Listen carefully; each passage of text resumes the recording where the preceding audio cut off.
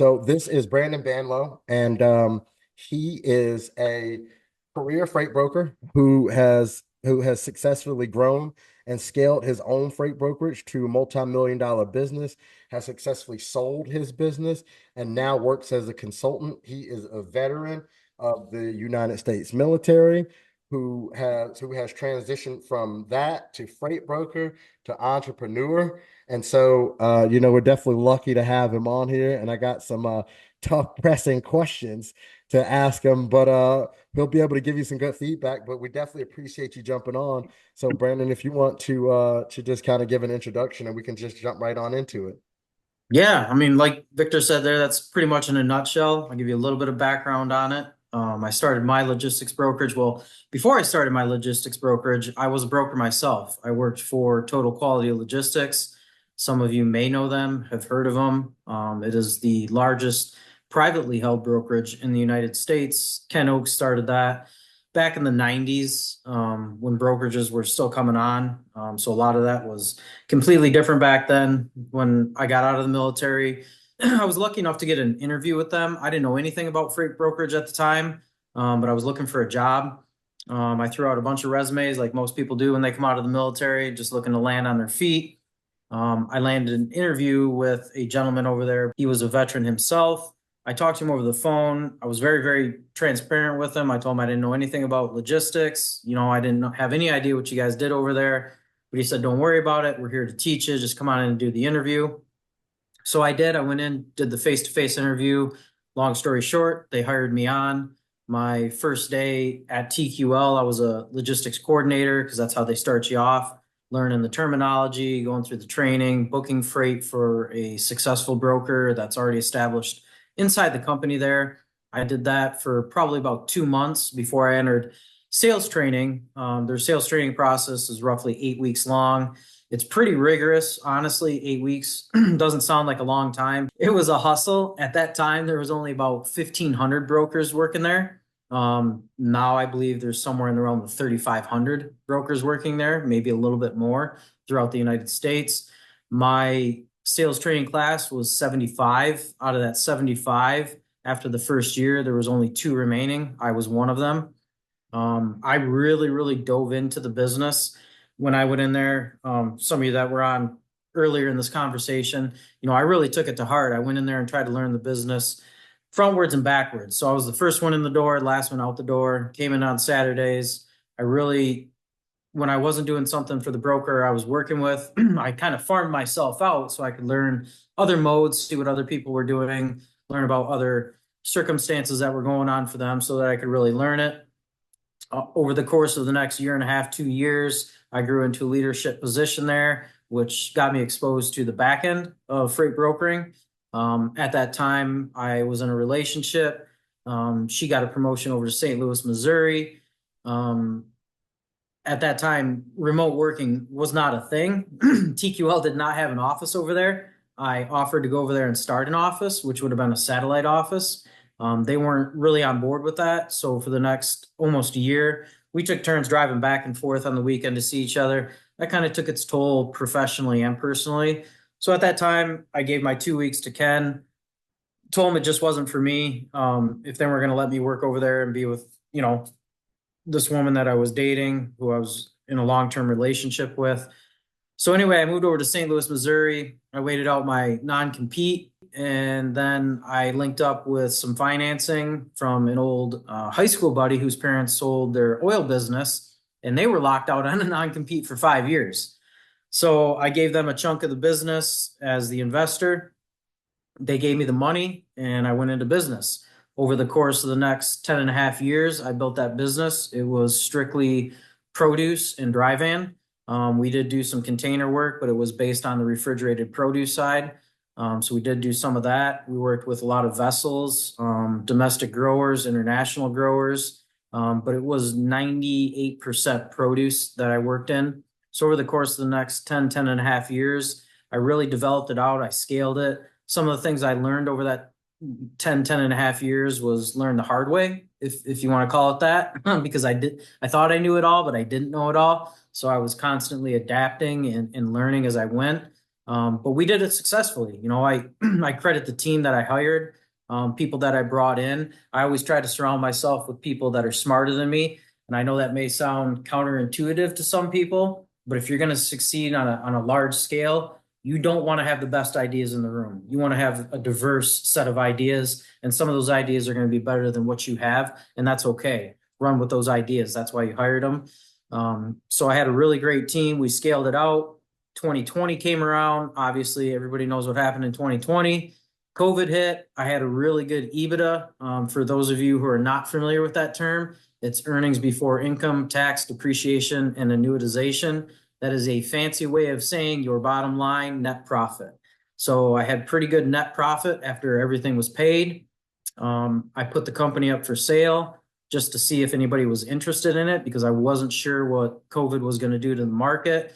Luckily for myself, I worked with a lot of retailers and I worked with some smaller markets, third-party markets who did supply schools and hospitals and ballparks and stuff like that. But the main chunk of my business was the retail markets, Myers, Walmart's, Publix, Winco, stuff of that nature. So I didn't get hit too hard during that time when I put it up for sale. I ended up finding an energy company that knew nothing about produce. I sat down with the CEO and president of that company, and he told me he was interested in buying my company for the simple fact was he wanted to do produce. He had tried it many, many times before, couldn't make it work. So we ended up selling the company to him in 2020. It was on a 2-year buyout. So I worked with that company for about a year and a half because I left just before the 2-year mark out, but I worked with them for a little bit to help scale it out. When I sold the business, we were doing just about 28 million, 29 million in sales per year. When I exited the company, I left them with a really nice business. We were hitting 42 million when I left. And I transitioned out.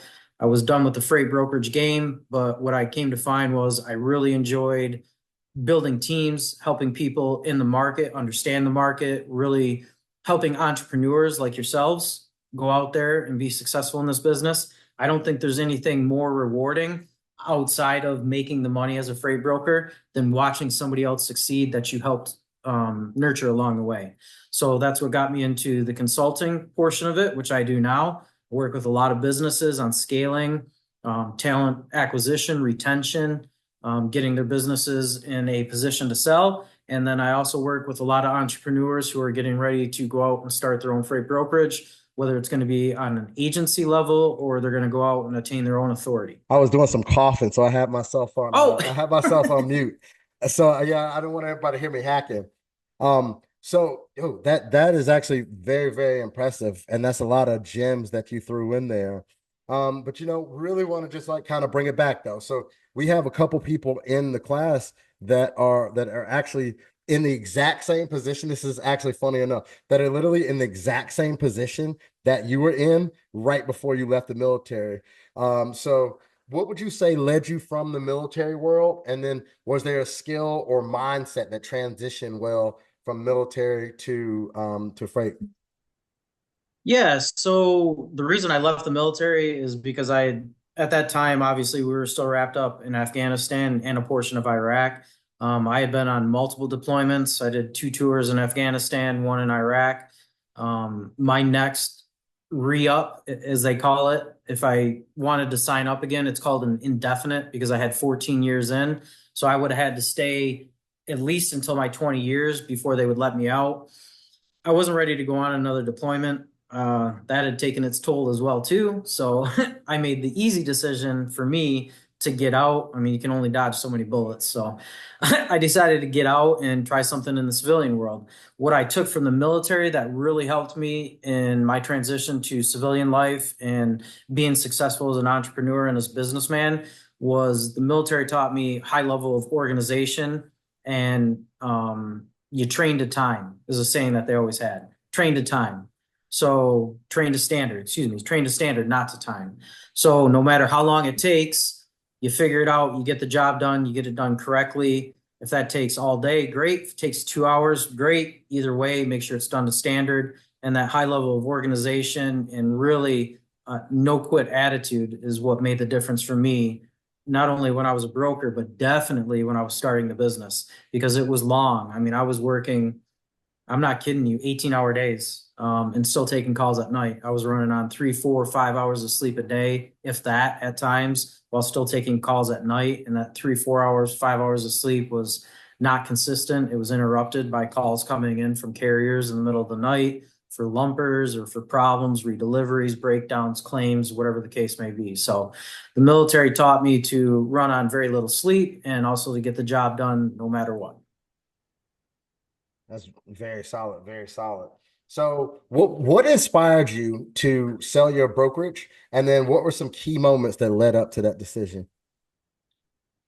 So I think at that time, I don't know. I wasn't confident in how much bigger I could get it myself. You know, when you get a company that large with that much on the receivables, there's inherently a big risk that you're running personally for yourself if something does go wrong. I seen it at TQL when I was there. There was this one, I always use this when I talk to anybody about a cautionary tale. There was one, and I think you and I talked about this, Victor, prior Yeah, to before. yeah. You know, there's this one broker that had, you know, a large account, his Moby Dick, if you will, his white whale. It was bringing in all of his revenue, it was bringing in all of his money. It was Purdue Farms, and if you guys have ever heard of them, it's the chicken people. You know, Purdue Farms still operates out there to this day. Long story short, he came in one day and he had a nice little letter sitting on his desk. He opened it up, and you could just about see the color leave his entire body. And I turned over to him. I said, well, "What is that? What's going on? Are they firing you?" And he's like, "Worse." I was like, "What? What's worse than getting shit canned? What is it?" And he's like, "Purdue filed for restructuring bankruptcy." And I was like, "Oh man." And so what that meant was is Purdue was still going to operate, but Purdue was not going to pay their bills to TQL. And in turn, he was not going to get paid his commission for all the work or receivable that he had on the books with Purdue. Now, if he had been a agent or a, you know, sole proprietor business owner and that was his only client, his business would have shut down. That would have been the end of him. He would have still been on the hook to pay those carriers. He would have been upside down. He would have had to close down his business, his authority, settle for pennies on the dollar. He would have had to file Chapter 11 too. So I think in 2020, what made me sell it was is I looked at it and said, "Hey, we're at 28 million. COVID's here. I don't know how long COVID's going to be. I'm not confident in sinking any more personal assets into this with what's going on right now in the economy, which was COVID.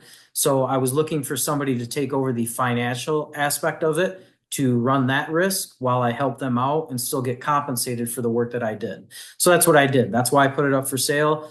I knew with somebody that had deeper pockets, I could scale it to a larger business, but then I could also have the peace of mind knowing that if something long term went on with COVID and it got really bad, I wasn't going to get hit personally on my financial end of it. I was still going to have a paycheck coming in. I had the money that I got from the sale, from the EBITDA coming back to me. So at that time, it made perfect sense to do it that route. And I'm actually really glad I did it. You know, hindsight's a little 2020 on that because, like I said, when I left, you know, I got them up to 42 million.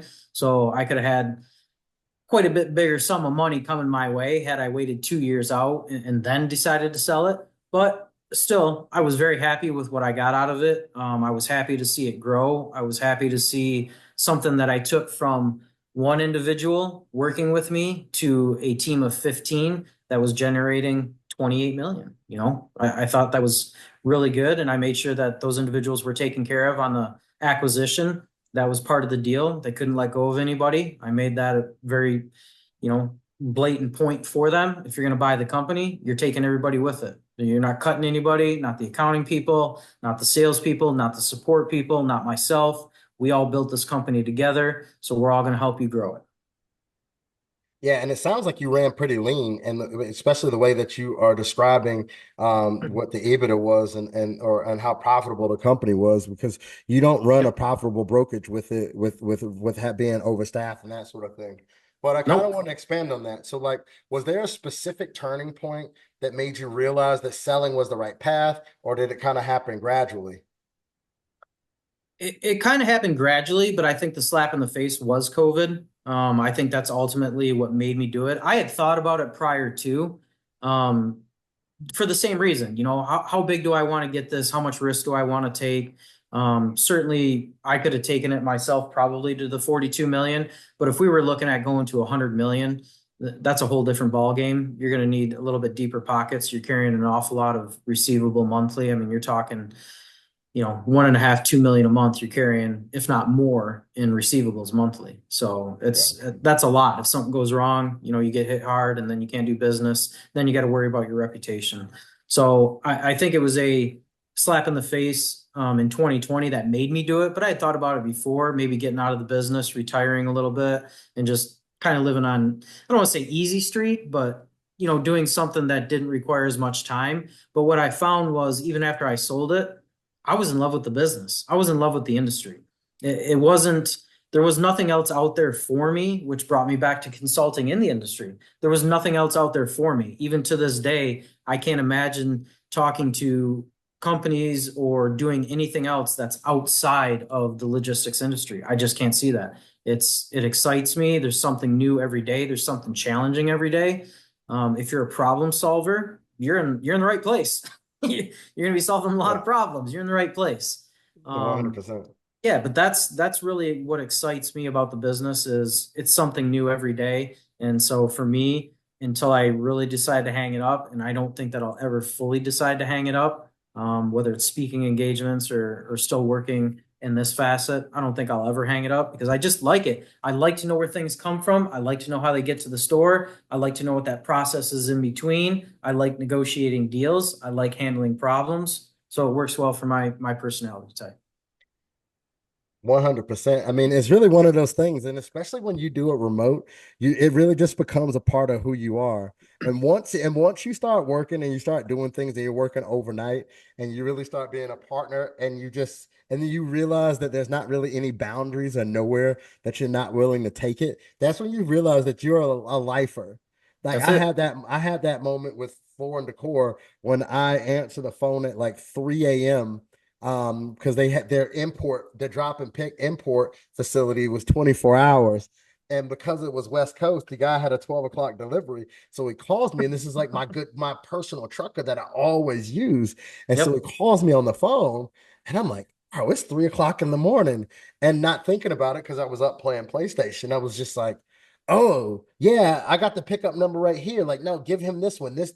And so that's when I realized I'm like, oh, I just do this. Like this is just who I am. So Just it's becomes funny. part of you. This becomes part of you.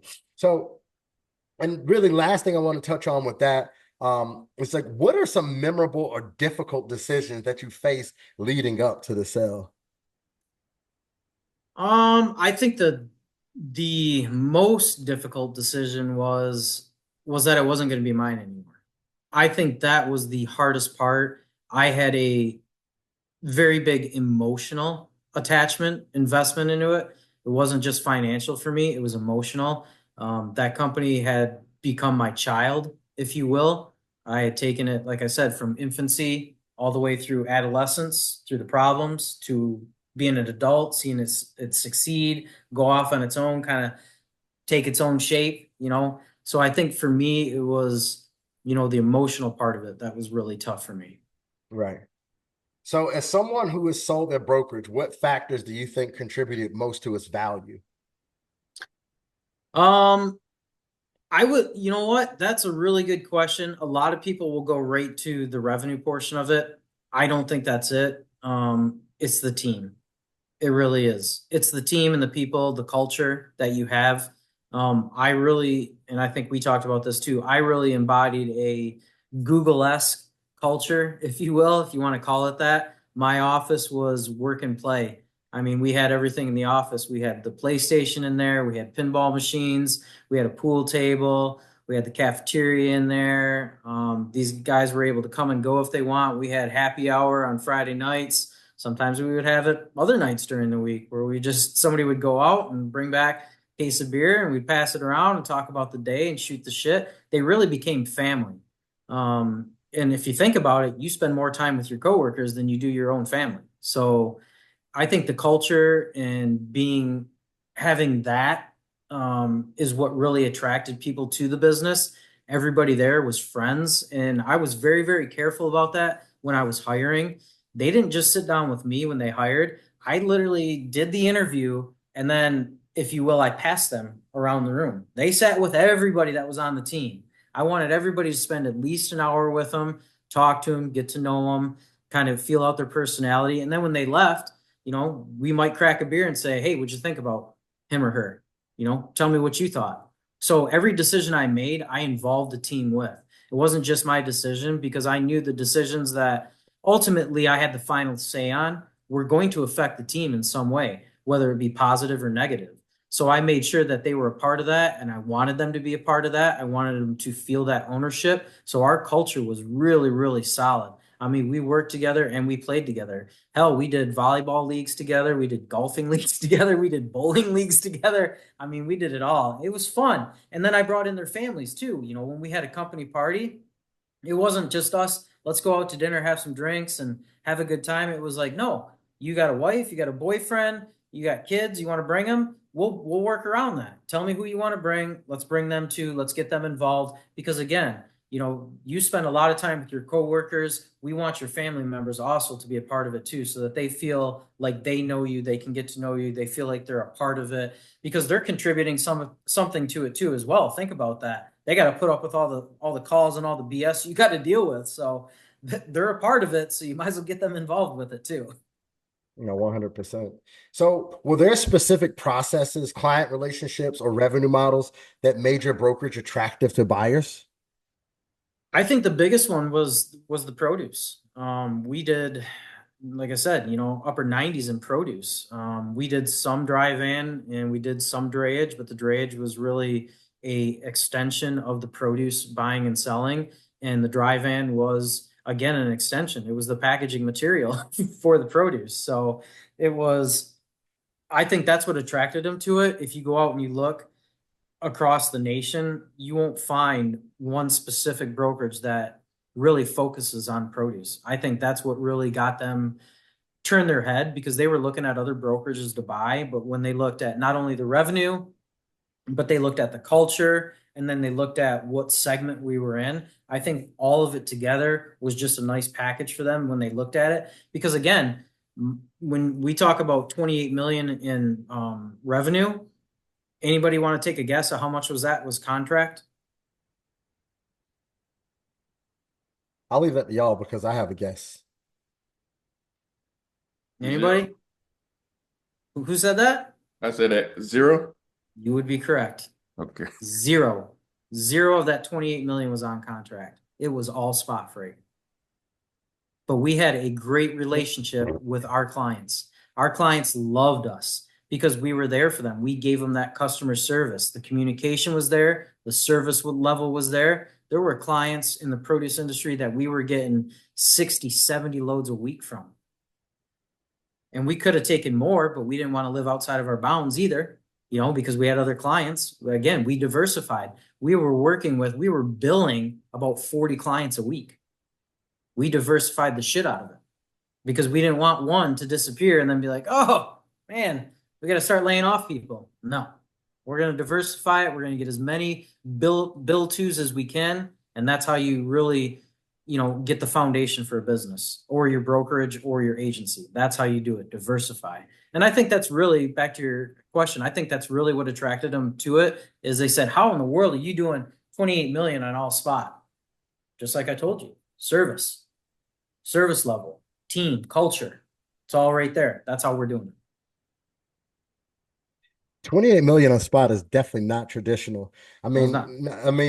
mean, because spot people always want to have contract freight, but it's interesting because now the contract freight is what had a lot of these truckers going out of business because the Correct. market flips and then they've scaled their business assuming that they're to get these rates, and now you have a broker like me that doesn't own any assets that Yep. comes in and is like, oh, I could do this for $400 less a load right now. And Right. now all of a sudden they cannot recover.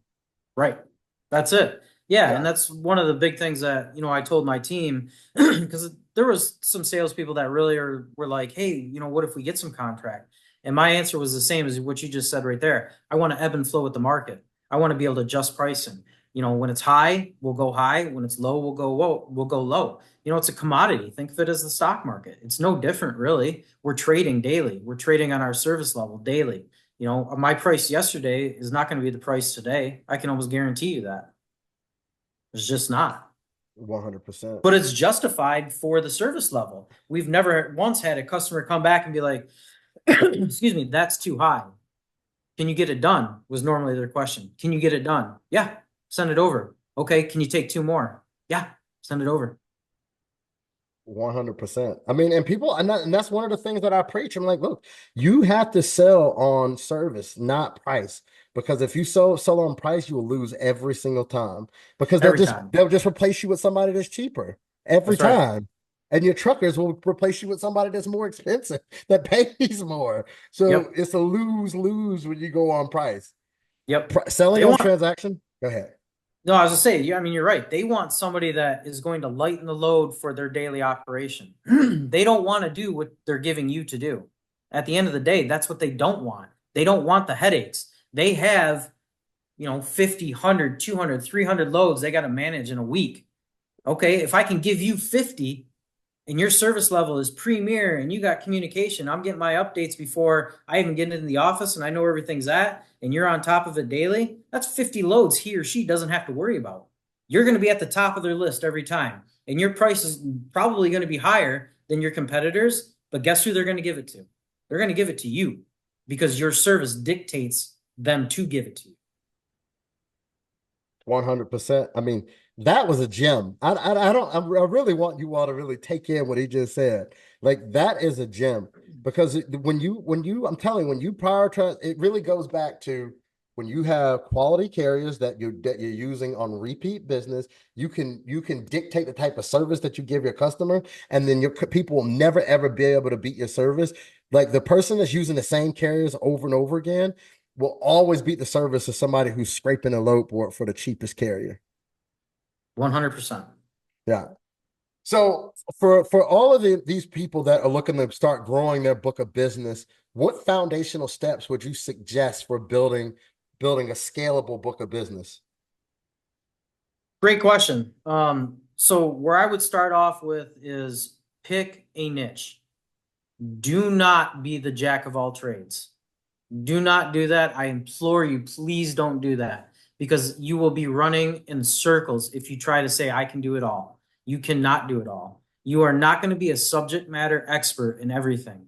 Find something that really piques your interest, that you almost fall in love with for whatever reason, and learn everything you can know about it. And that's what you go after. And you only go after people in that segment, whether it's refrigerated for produce, if it's frozen, if it's seafood, if it's dry van packaging, if it's drayage, if it's vessel, if it's air. Find your niche and then focus only on that niche. Because I'll tell you what else, if you focus on that niche, you're going to find that your sales pitch becomes so backhanded on a conversation, you could do it in your sleep because you're going to know everything there is to know about that industry. And it's your conversation with one prospect is going to be so much more relatable to your next call and the next prospect. It's the conversation is going to carry over, and you're going to find that they move on almost the same lanes. They really do. You're going to find that. So find the niche that you want to be in. Focus on that. Don't start getting sidetracked with something else. Focus on that. Get a nice long list, and I wouldn't get any more than 100 because you realistically can't work more than 100. But you're going to cycle through that. Once you got your 100 prospect list, then you're going to find your top 25. And your top 25 are ones that use brokers. You know that they have freight. You know that they pay their bills, and you know that they have some kind of volume that you can go after. So you're not price warring it with somebody else. And then you're going to have that top 25. Those are going to be your guys you're calling probably twice a day. Just because they don't have something when you talk to them in the morning doesn't mean they're not going to have something in the afternoon, or to your point, when you started this call, in the evening. Hit them up in the evening. That's when they have the most problems. They had it booked, but guess what? The carrier had a rejection, a breakdown, didn't show up, whatever, and now he's got freight sitting on the dock. Person that calls him at the end of the day and reintroduces himself, trying to make sure that he's taken care of or she's taken care of, you're getting the freight. And at that point, you can dictate your price too. And if you can dictate your price, then all you have left to do is stand on service. And once you stand on service, price is no longer a question. Now you got them. And you will continue to get them. You know, it's funny. Does that sound familiar? You've had this conversation before. Verbatim. That's the craziest thing in the world, like verbatim. So when we start out the class every day, everybody has something very specific, whether it's based on location or where they are or where they're from, or whether it's based on a lot of it's based on location, but it's particular mode that they've done, it's things that Yep. they have expertise on. Like there's a guy that's normally in class and he works for a tractor company. I'm like, okay, well, they only call other tractor companies. Like, you know everything about them. Right. Like, you know the entire operation. Like, call Yeah. them. You can talk the talk. I'm like, they'll think you're reading their mind, like the things that you'll know. They're like, why do you know that? Right. And you know what that does? That builds trust. It builds confidence for them in you. Yeah. Because now they're like, hey, this guy knows or this girl knows what the hell they're talking about. This is who I need to give my freight to. I'm confident that they can get it done. Instead of some person calling and being like, hey, I was just seeing what you were working on. Okay, what do you normally do? Oh, I do it all. You know, I work all 48. I can do drive in, flatbed, air, vessel. No, you can't. Don't lie to yourself. Don't lie to them. Even worse, don't lie to them because they're going to see right through it. Don't lie to them. If you know what you're talking about and you stay in one industry, at least until you get a nice book of business, then if you want to start branching out because you feel you want to or you need to, then definitely do that. But when you're starting your book of business, be very direct with what you're going after. Stay in one niche, know it backwards and forwards. Your conversations are easier, your pitch is easier, your sales are easier, and your revenue will grow faster. So, is there anything in freight brokerage that you know now that when you first started that you wish you had known earlier? Hmm. Yeah, a couple of things probably. The first one is no, how am I going to say this without breaking some old adages? No doesn't mean no. And I know in a lot of aspects of life that is very accurate, but in the freight brokerage world, no just means you caught me at the wrong time. Don't give up on it. Have you done your research? Do you know this to be a viable prospect? This all goes into your lead generation, your pre-call planning, and your opening call. Have you done that correctly? Do you know that this is a viable prospect? If you know that they have freight and you know that they use brokers and they're telling you no, it's just not the right time. Dive deeper. What are you missing? Maybe you are calling them at the wrong time. Maybe they're in the middle of an RFP. Maybe season's out for them if it's in produce or something like that. But I think that was the biggest thing that I wish I would have learned a little bit earlier because I can't tell you how many times I changed my prospect list just because I heard no. And it was like a hard no. No, we don't need anybody. We're not signing anybody else on. Oh, okay. And I'd wipe them off my list. And then I would go back, I kid you not, months later, even a year later, and I would see somebody else had signed them, and there was all kinds of freight on the board with them. What did I do wrong? I heard the no and I gave up. That's what I did wrong. I knew they had freight, but I heard no, and the way they told it to me, it was like a definitive no, it's not going to happen. That's not accurate. It's just not the right time or it's not the right approach. I think the other thing that I wish I would have known earlier, and I hope you guys use this because it's a very, very valuable fishing tool, if you will. I call it price baiting and it's simple emails.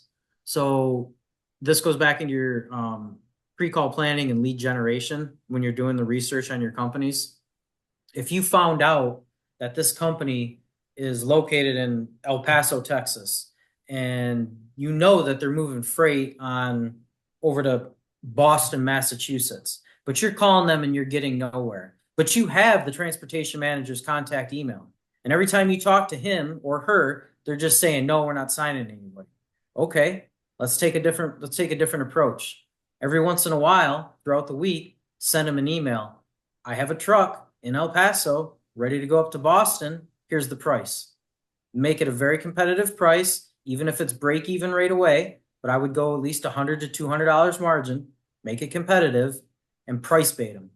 That when I learned that, that was probably like year 2 or 3 into my career, and it made all the difference. Because for all those no's that I heard, I would have follow up emails. Thank you for your time. I appreciate it. Something else in that email. And then I would start price baiting them throughout the week. Monday morning, here's my price: El Paso to Mass, El Paso to California, El Paso to Florida. And I would do that throughout the week. I signed more clients doing it like that by price baiting than I ever did on the phone. Once I had the information and I knew what lanes they were running, I would just start price baiting them. Now that is a gem. Now that honestly is a gem. Now that's not even really something that I even really thought about it, but I didn't even realize that I was doing that because I was doing something similar when I was organizing all of the imports that I had and Yep. then focusing on large exporters and trying to find street turns for every single can that I had going into the particular area. So I didn't even Yep. realize that because I'm like, hey, I never heard it quantified in those types of terms. So that is a gem. I mean, that's something that you Yep. can do right away. That's a great strategy. And to your point, what you're saying right there, it brings up, and this is probably what you're talking about, the turns. I would have my guys, my sales team call if we had a truck on the road that was going to a particular area and we knew they were going to arrive on Friday, we would work the shit out of the arrival area prior to Friday. Hey, we got a truck coming into Newark, New Jersey. He's going to be there Friday morning. He'll be offloaded by 8. We need to get back to, and we'd throw out a couple destinations with some pricing, making it look like it's a backhaul for us. Easy way to get their attention. Real easy way to get their attention because they That's know an they got a truck inbound. It's coming in yeah. there. I mean, and what are the chances that the truck misses also? Because they know that the truck is going to be there no matter what. Yep. So that whole thing of like, oh, my driver had a flat tire or any of those things, the chances of that truck missing are super low. And they feel like they're getting a good deal because they're like, oh, he has to get home. So they think that they're getting a massive W. Yep. And holidays too. Please don't overlook the holidays. You and I talked about this, Victor. Yeah. I got my biggest client on Christmas Day. I think you and I talked about it. I Yep. got my biggest client on Christmas Day when I was a broker by simply sending out Merry Christmas emails. I took the time to step away from my family for a minute, sent out that email. I knew he had freight. Apparently, he was at the office. And apparently, somebody dropped the ball. And this was one of their major buyers. Had to get it out. He just wanted to get home to his family. He responded to that email. Do you have a truck? Simple as that. Just on a holiday, letting them know that you're always available to them. You're always working. Even if you're sitting in the car and you sent the email, you're always working. They don't know that. For all they know, you're at the office 24 hours a day. You sleep there. There's a cot there. They don't Right. know. Make it seem that way. You're always there for them. But long story short, I did that. I always send out holiday emails, letting them know I'm available, even giving them pricing, even telling them I got a truck available. Even if I freaking don't, I got a truck available for you. I'll find one. I will freaking buy one if it's a brand new customer.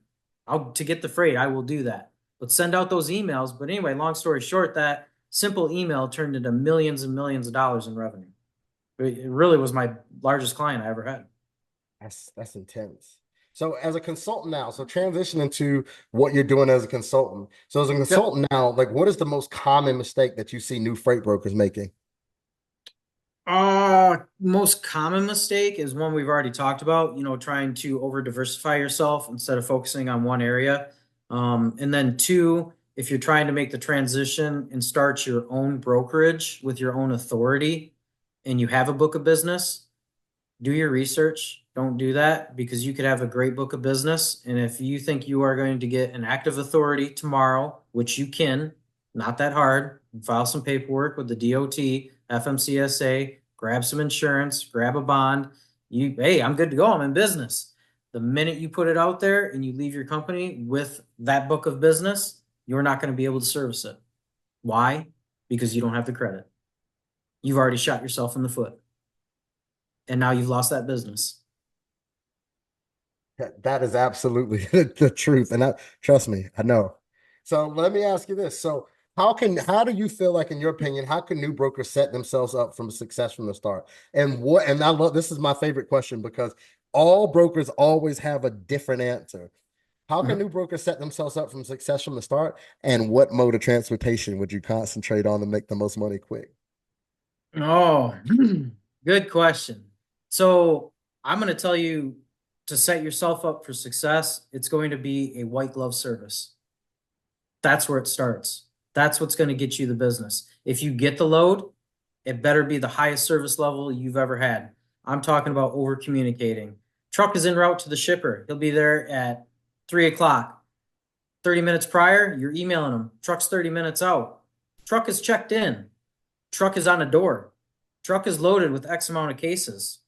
Truck is out and loaded, and his ETA to drop is this. Have a good evening. Next morning, rinse and repeat all the way through delivery.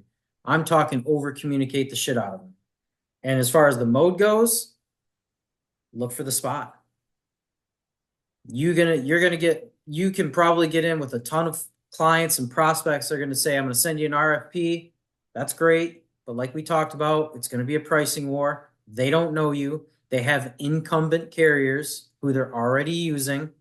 Maybe they're just appeasing you and sending you an RFP.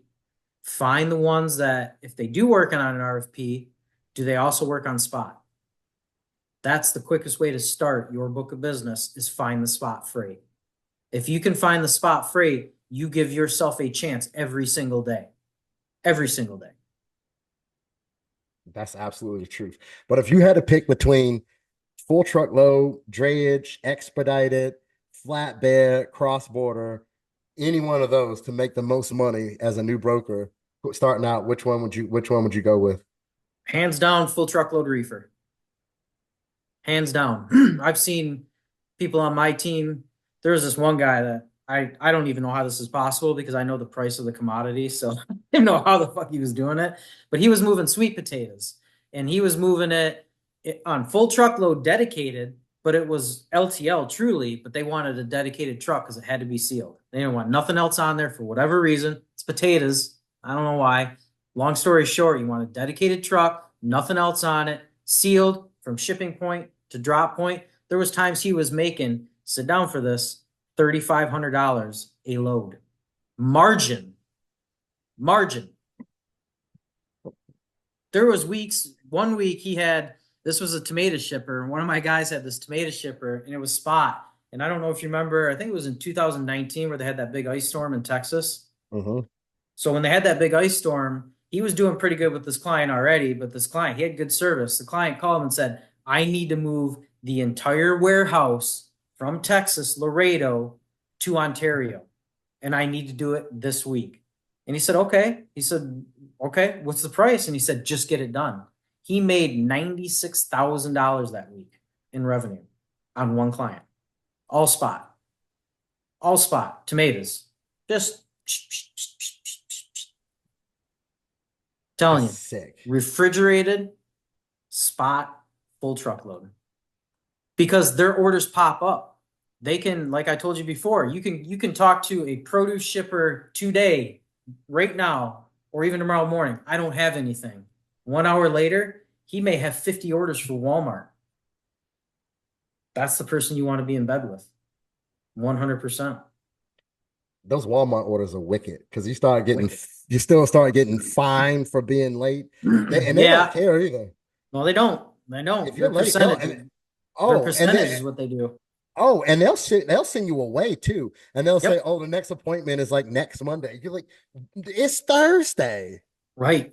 So that's the other thing, make sure you're picking, to your point, make sure you're picking good trucks. Use the trucks that do a good job, that give you a fair price. If it's a little bit higher than the guy that's, if you got a guy that's telling you, I'll do it for 5,000, but you got a regular that says, I need 54, go with the 54.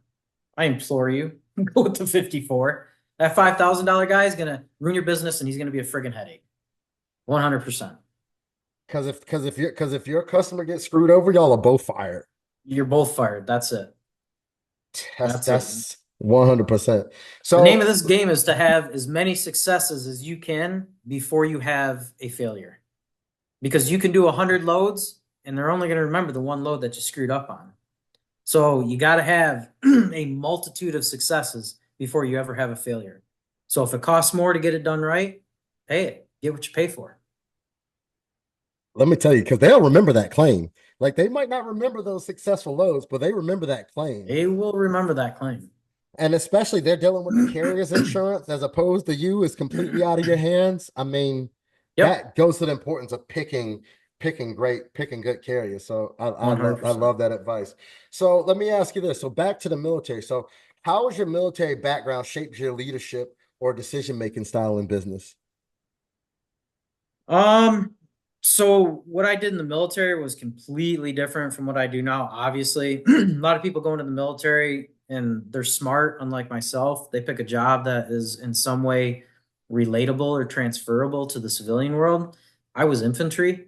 So if anybody knows what that is in the military, it's nothing more than a grunt carrying a weapon.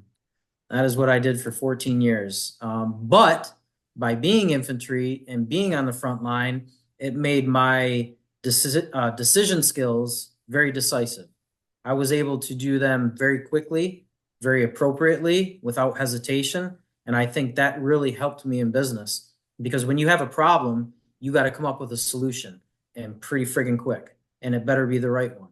And you don't have time to think about it. You got to have a plan of action and you got to go to your client with that plan of action. And then you got to implement that plan of action and you got to see it through. It was no different in the military. We had somebody up in the mountains, dug in, and we had to get there. Okay, how are we going to get there? We can't sit here for the next half hour thinking about how we're going to get up there. How are we going to do it? Okay, we see a path of least resistance. This is what we're going to do. And then implement it and go. That's pretty heavy. I mean, I love it. That's actually exactly what I was really getting at. And so here's a good one. This is for my people in here.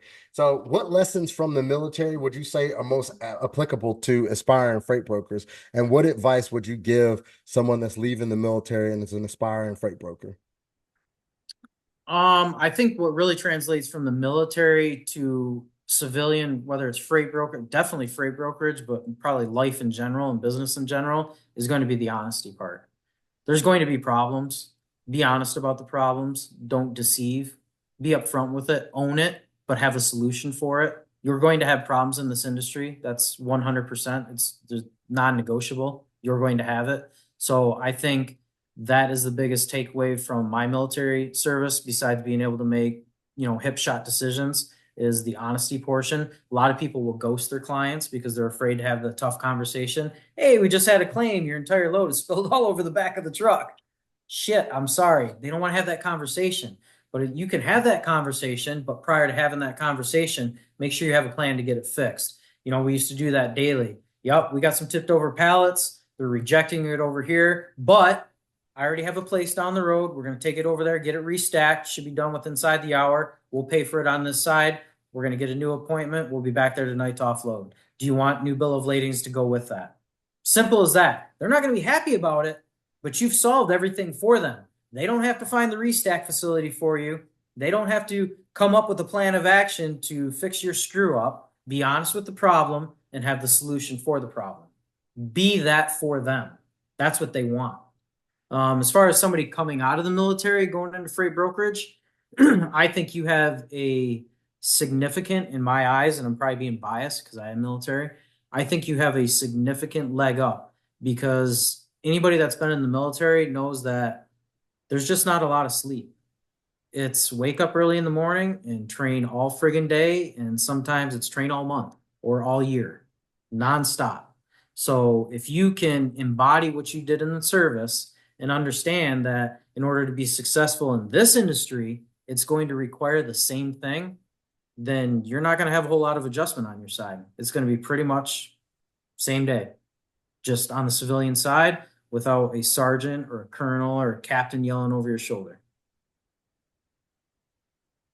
That's pretty solid. Before I open up, I have some rapid fire real questions that I'm gonna ask you. And then I'll open it up for Q&A. So we don't have because we could sit up here all night because like the things that you're saying are super, super insightful. I mean, they're gems that I'm even taking away gems. I mean, I'm like, man, like my book is super light on produce customers. I'm like, maybe I'll call something tomorrow and just Oh, let's just see what happens. there you Let's go. just yeah. It So doesn't hurt. 100%. So what is one book or resource every freight broker should read? I don't think there is a specific resource that you should say for one publication for a freight broker. I think you need to find the publications that are relevant to your niche. So when I was in produce, I only read produce publications, and there's a ton of them out there. But if you are going to learn about the market and the trends in the market that embodies all segments or modes of transportation, it would be freight waves. Freight Waves is a good one. Freight Waves is definitely a good one. I like Freight Waves, and I read. It's funny to your point. I read JLC because a good portion of my book is drayage, so I'm There you all go. about the JLC. So that's Yep. funny that you say that. And then what's the biggest aha moment that you've had in your brokerage journey? Um, I think for me, probably the biggest aha moment was ah, I can keep people inside of my company by not only treating them properly, but compensating them properly. I learned that real quick because when I started the business, it was obviously it had to be lean. We didn't have a whole lot of money. But as I grew, I noticed very quickly, not just in my business, but in other businesses out there, because I was recruiting people, people were working at other brokerages and they were looking for other jobs. And I'm like, you have a book of business. Why are you leaving your brokerage? Well, I don't like the culture. My boss is a dick, and I don't believe they pay me correctly. Okay, makes sense. So if you treat them correctly and you got the right culture and you compensate them correctly, they're not going anywhere. And I learned that probably about year 4 of running my own business. And once I got the pay structure right, I never had anybody bitch about pay structure. Yeah, 100%. And then let me ask you this too before I open up the Q&A. For all of the new brokers, would you say what would you say? What do you think, in your opinion, as a consultant now? What do you think that they should things they should look for in a quality agent or a quality W-2? And which one would you direct somebody that is just looking to do part-time income, or what where would you steer them? So if you're looking to do part-time income, you're going to want to look on the agency side. If you're going W-2, typically those brokerages out there are going to want you to work full-time. They really are. If you're trying to work full-time for a brokerage or you want to be a full-time agent and you're looking for them, there's a couple things that I would be really, really cautious about or really ask about that company when you go in there, or you can find out yourself. One is what does their reputation look like? What does their credit look like? That's important because that's what your carriers are going to buy off of. If they don't have good credit and they don't have good reputation, you're going to limit your availability of carriers. Two would be the culture. If the culture sucks, I promise you, you're going to hate it because the culture already sucks. So don't get involved in something like that. It's not going to be good for you. And then the next biggest thing I would say is going to be the IT portion. The IT portion has to be good. There's so many different levels of IT involved in this business. I mean, you can get crazy with the EDI. That's just basically data interchange through TMS systems. For those of you that don't know what that is, there's different levels of that. Your TMS software needs to be something that it doesn't have to be robust. It doesn't have to have all the bells and whistles. It has to be user friendly. There's a lot of TMS softwares out there. Take a look at the TMS software, ask them what their IT looks like. I was just talking to a company last week. This lady owns an agency over in Detroit, Michigan. She's looking for a new company to be an agency for specifically, and she gets compensated 70%. So they're only taking 30%. And I'm like, why are you looking for somebody else? I don't understand. It's the IT. It's giving me nightmares. And I'm like, what's the matter with the IT? And she's like, it's a system that they developed. Their TMS software is something that they made themselves. It sucks. It's slow. It takes me 5 minutes to look up to even see if a carrier is in the system, stuff like that. You want to be able to rapid fire because time is money in this business. If you can't get them a rate confirmation after you hang up the phone with them inside of 30 seconds, they're going to be calling you. Are you sending it? Yeah, I'm working on it. 2 minutes later, are you sending it? Yeah, I'm working on it. It's coming. No, forget it, man. You're playing games. They're gone. Just like that. Just like that. IT's big. IT's big. That's a good one. That's a good one. But I'll open it up to the questions because I'm sure that you all have some questions, and clearly he has some pretty good answers. Because I have even more questions myself, but I'll open it up for you all to ask some questions. You can hit me with anything. I promise. I'll give you a straight answer. You may not like it, but I'll give you a straight answer. I'll start off. How you doing today, David? Good. I apologize. I was a little tardy today. So, one of the questions I have, you may have answered it. Like I said, I came on a little late. When you first started your brokerage business, right?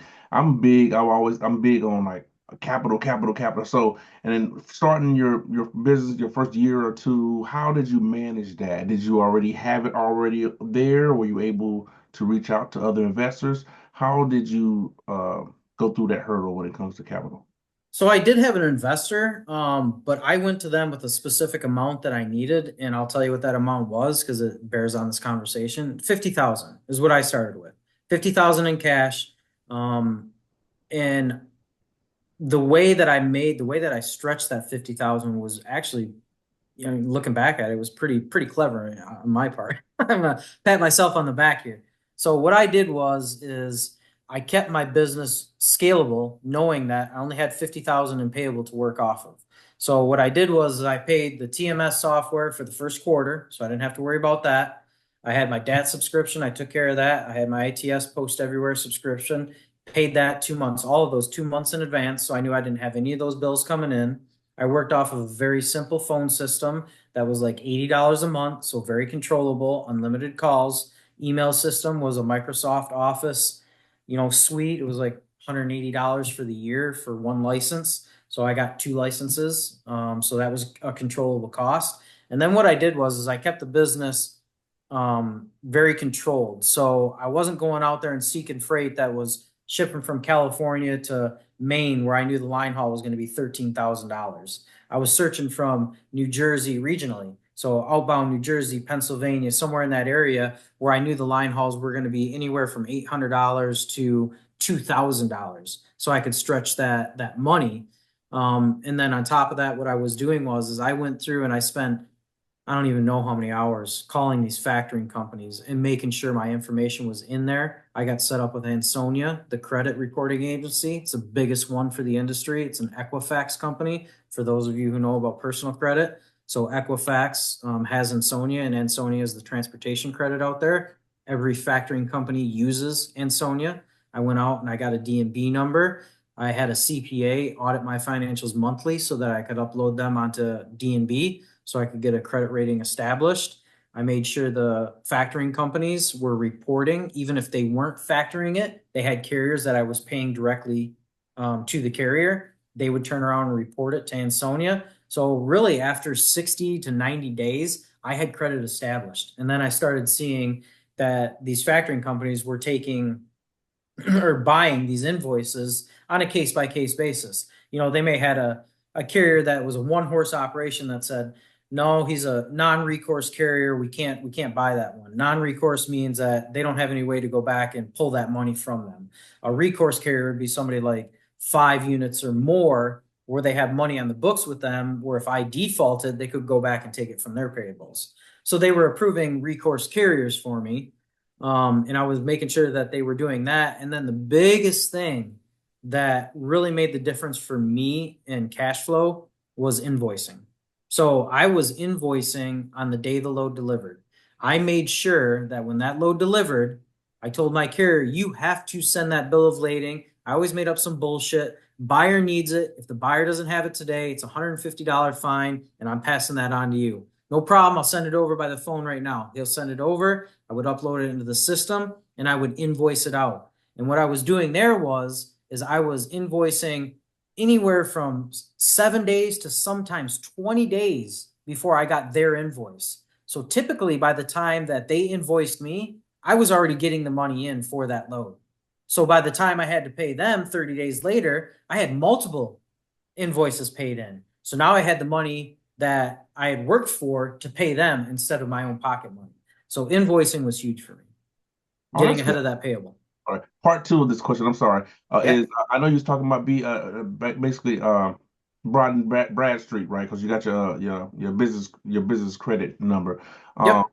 on top of that, how did you set up your business, right? Because you know you got all this money coming in. Was it an LLC? Was it a corporation? Did you use QuickBooks? I know you said something about an accountant every month. I'm just, Great. yeah, Yep, great question. So you can do that a couple different ways. I would highly recommend a CPA because they're going to do all the taxes for you. I would pick a CPA if you plan on scaling out your business where you're going to have payroll. Pick a CPA that does payroll. A lot of them do it. It's very cost effective. I had a CPA that would do my books for me and also handle payroll. And they charged me for the payroll like $1,000 for the year. And that was up to 5 employees, so very reasonable. The TMS actually integrated into QuickBooks. So I just gave them a login, my CPA, a login for the TMS, and they would extract everything out into QuickBooks. So that's what they would do there. As far as the LLC, I started it as an LLC, and then for tax purposes, I changed it to an S corporation. The reason I changed it to an S corporation was because I wanted to limit the tax on my income. So with the S corporation, you can take a salary off of your company, like a regular W-2, but then quarterly you take what's called a K-1 tax, K-1 tax benefit.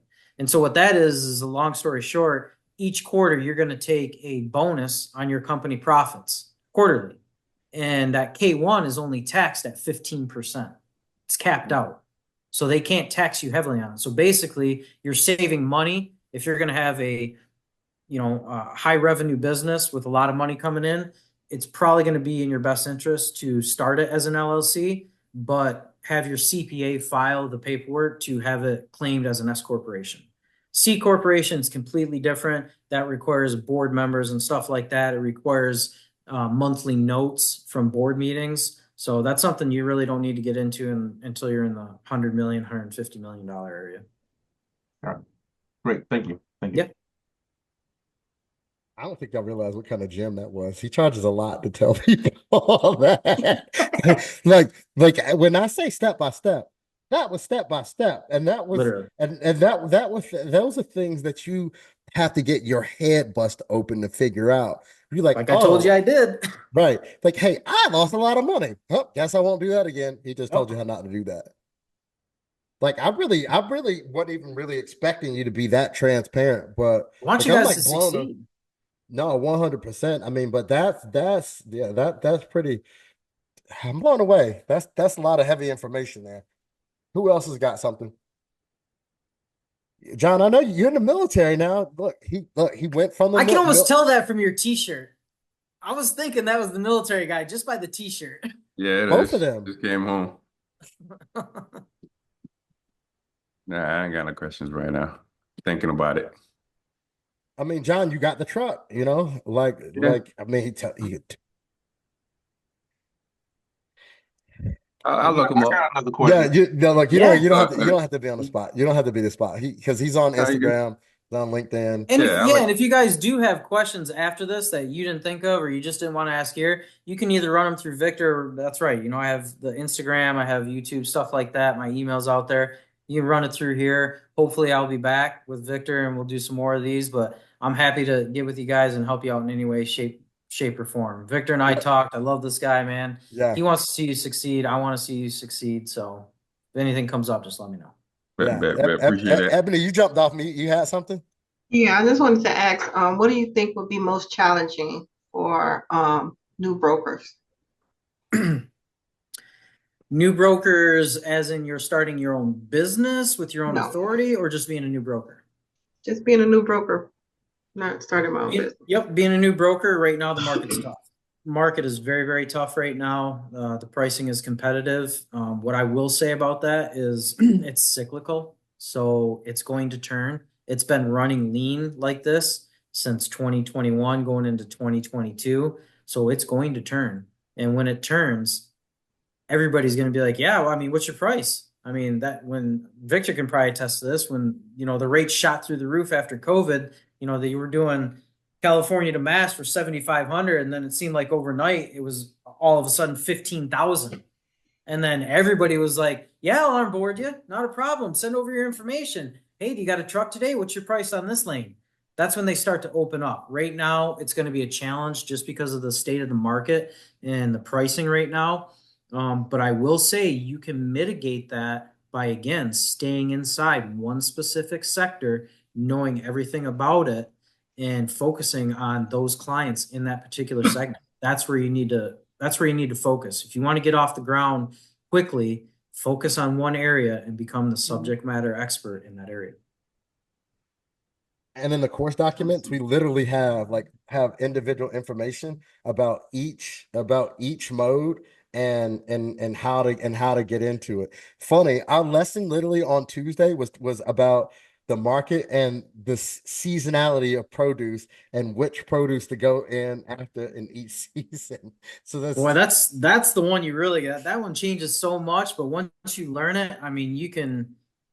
Man, it's on the back of your hand. And if you really want an easy prospecting tool, I used to do this. I called it the field trips. And it was just a nice way to get the people out of the office too. But I would let them go sometimes during the week for an hour to 2 hours. Go hit whatever segment you're in. If you're in, flatbed or Conestoga or something like that, they were going to Home Depot or Lowe's or these, lumber yards or wherever they were going, factory companies. They were going checking it out, seeing what kind of products were in there, where they were coming from. For those that were in refrigerated, they were going to the retail stores and they were looking. And the best time to hit the retail stores is if you're going to do produce or you're going to do refrigerated, is it going to be in the morning? That's when they're restocking the shelves. That's when they have their little carts out there with all their clamshells on it. And that tells everything that you need to know about that commodity on there, where it came from, and whose product it is. It'll have the name on it, Suntech, Miami, Florida. And you're going to see whatever's inside of there. You can do the same thing in the frozen aisle. You can do it in your own cupboards, in your own fridge. Pick it up and look at the back of the box or the bottle or the bag down in the right or left-hand corner. It's going to tell you the information you need to call. The brand name on the front is not who you're looking for. It's on the back in the lower corners, and it's going to say marketed by or distributed by or produced by. That's who you need to be calling. And then if you have Zoom info, you just look that up on Zoom info and you just find the transportation director, and now you're in the game. Wow. Easy way to prospect. Easy way to prospect. Everything that you wear, everything that you eat is all transported. Like Yep. you literally can look at whatever brand that you have on and then figure out and call them and be like, hey, I wear this brand. I got an example. He has an example. I got two examples. Two examples. Love corn. They're corn nuts. Let's see. In the bottom, distributed by Love Corn USA, Ho-Ho-Coos, New Jersey. Okay, so that's who I'd be looking up in New Jersey. I would look for them on Zoom. I would find them, find the contact information and call them. I would rave about their friggin' product. I loved it. I found it in Myers. I know you distribute to Myers. That's the other thing, is you made the connection. Where did you get it at? So if I was calling this company, I already know, one, you're shipping out of New Jersey, and two, you're definitely distributing to Myers because that's where I bought them. So now if I'm gonna price bait them like I talked to you earlier, I'm gonna be doing price baiting from New Jersey to the Myers distribution centers in Newport, Michigan, Pleasant Prairie, Wisconsin, Ohio. That's where I'm gonna be dropping the prices from. This one is berries, jumbo berries, blueberries, and they are in season, and they're out of Reedley, California, family tree. Now this one's unique because it says product of Peru, but it's distributed by Family Tree out of Reedley, California. If you know produce, like I know produce, I know anything from Peru this time of year is coming into one of two places, Florida or the Northeast ports. So those are my shipping locations. So when I call out to Reedley, California, or I'm going to price bait him, I know I'm not going to price bait him out of California. It's going to be out of Florida, and it's going to be out of New Jersey. And I also pick these up at Myers. So now I'm going to be price baiting him from either Tampa, Florida or Miami, Florida, up to the Myers distribution centers, or from New Jersey to the Myers distribution centers. And I'm going to be raving about their product. Loved them. Great crunch. They were excellent. I got them at Myers. Couldn't have been happier with the product. By the way, I'm also in the produce industry. Transport a lot for these berry clients. I move out of Florida, the ports, Tampa and Miami, also out of New Jersey. I'm not telling them that I know that's where it's coming from. I'm relating based off of what I know already, based off of the industry. and then I'm just price baiting. Huh. What he just said there, that sound familiar? That sound familiar? So David's daily task every time we get on the call is he's targeting us literally a seafood importer that's Yep. importing from Norfolk to Chesapeake, and the thing that he relates is that he loves the product because he saw it in Sam's Club, and he loves the crab legs and he loves the shrimp. The beauty of Sam's Club is if you found it at Sam's Club, it is all full truckload. They are bringing it in all in full truckload because that's how Sam's buys. They don't buy like other retailers. They bring it all in full truckload. So you don't even have to worry about LTL. You're distributing to Sam's Clubs. Now you need to be pricing him from those shipping locations to the Sam's Club distribution centers. I'm sorry. Does anybody else have a question before? Evan, you got a question? No. Go ahead, David. Real quick. So why you may have explained it already. No, it's fine. You transitioned. I know you sold your business, right? And then you went in February 2024, you went into consulting, right? What made you make that move, right? And then now you're doing consulting. Yep. You've been in it for like 10 months now. How do you feel about it? I love it. Like I was saying earlier in the call, I can't imagine doing anything else. I wanted to be involved in the industry still. Could I have gone out and started another business with the seed money I had from the buyout? Yep, absolutely. Did I necessarily want to do that again? No, not really. I could have done it again very easily. I still have a lot of contacts out there. But what I really enjoyed was nurturing people and teams and watching them succeed. Even as a business owner, that was the most rewarding thing for me, is to have somebody come in just off the streets, train them, nurture them, guide them, and then watch them succeed. One of my best sales individuals that I ever had, and probably my favorite story, is this fucking guy delivered a pizza to me from Cottage Inn Pizza in Mount Pleasant, Michigan. And he was just talking, and I'm like, how long you been doing this? And he's like, I graduated from CMU. I worked in the lab for a little bit. And I was like, worked in a lab? And he's like, oh yeah, I have a science degree. And I was like, so you're a scientist? And he's like, yeah. He's like, but I didn't like it. He's like, so, I just work over at the pizza place. He's like, I actually make better money delivering pizzas than I do working in the lab. And I'm like, well, you got good conversation. Why don't you come have an interview with me and sit down? So he did. Long story short, that pizza delivery guy was one of my best sales guys, and there was years that he was earning $500K or more on a W-2. Matter of fact, he was that guy I was telling you the story about earlier that did 96,000 that 1 week for that client. That client now. Okay, so I'm not gonna ask some more questions, but just get ready, because the next time you on with Victor, I'm gonna come in the Zoom call and I'm gonna have my list ready. So we're gonna so you gotta worry about Victor asking the question. I'm gonna have all the questions because I'm gonna need some stuff answered because I'm gonna be in the game. Fine. That's fine. Thank you for your time. I appreciate you. And I also sent you a LinkedIn connect to. Absolutely. Yeah, make sure you follow him on LinkedIn. So tell them how they can connect with you. LinkedIn, Instagram.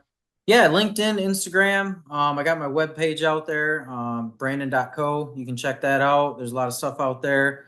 My cell phone number, if you guys want to take it down, you can always reach out to me. It's 616-218-4610. My personal email, if you don't want one of my team members to see it inside the company, it's my first name, last name @gmail.com. Yes, I was that lucky to get it like that. So it's real easy. So if you have any questions, feel free to reach out to me, connect with me. Like Victor said, we want to see you guys succeed. I want to see everybody succeed in this industry.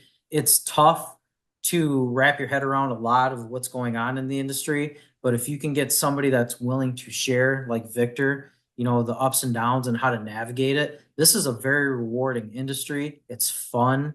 And financially, you're not going to find anything better. And I promise you, if you do it for more than a year, you're never going to go back to doing anything else. You just won't. If you made it that long, you're hooked. I'm sorry. That's it. You're afraid. It's recession proof. It is recession proof. Yes, it is. You're not going to get laid off because there's always going to be trucks out there. You got to book a business. You got a job. That's correct. That's correct. And all you need is really like a couple solid customers, man. You have a couple solid customers. Like I have customers that will follow me no matter where I go, no matter what I do. Because you got a good relationship with them. You built that relationship. Yeah. It's all about relationships. Like literally go to a new brokerage. I'm like, hey, I just need to go ahead and get set up. They're like, oh, you switch? All right, cool. Yeah, we'll just go ahead and then we'll just put you on the list. We'll just do Yep. this, we'll do this, we'll do this. And you're just like, all right. That's simple. Because the service dictates that. We don't want to lose you. I don't care if you went to another company. I don't work for that company. I work with you, Victor. So Yeah. I want to work with you. It's funny when I switched companies this time, like a couple of my customers, they like literally booted my old company out of all the projects immediately. I've They're seen like, it. oh, you're not there? Oh, they're out on all these projects. We were Yep. moving my old company. I had a project where we were doing drop trailers for Tesla, and they were like, oh, no, they're out. I'm like, Yep. Relationship. This is a relationship-based industry. If you got a good relationship with your contacts, they will follow you, like Victor said, no matter where you go. 100%. But I don't want to hold you on here too long. Like I said, we could talk all night. But I definitely appreciate you. Appreciate you jumping on. I definitely have to have you on again. But I Yeah. appreciate the transparency. And and I didn't even realize that you were actually a combat veteran. So definitely appreciate that service on top of Well, first and foremost, I appreciate that service. my pleasure. Yeah. So It appreciate was awesome you. meeting you guys. Yeah, it was awesome being on here. I Likewise. enjoyed it. I hope we get to do it again. Yeah. Well, they're coming to the end of just like they're part of the curriculum, but hopefully they won't leave me too soon. Nah, we ain't gonna I'm telling you. As soon as bring it back on, I'm having my list. bring it back. Yeah. Next question. All right. Bring it. Lord. Thank you guys. All right. Thanks. Have a Appreciate good you. evening.